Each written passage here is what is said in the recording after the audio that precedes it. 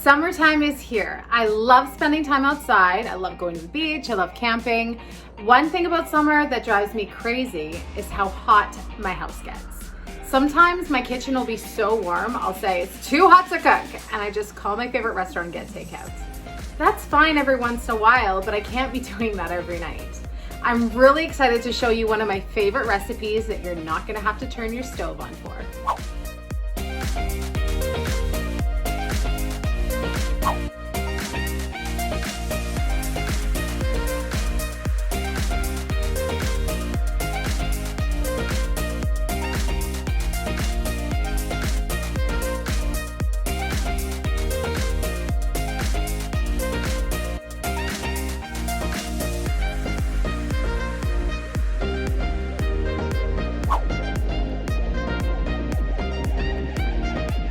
Once you've mixed up your tuna salad and you've cut and seeded your pepper, all you have to do is assemble it like you would assemble any other sandwich.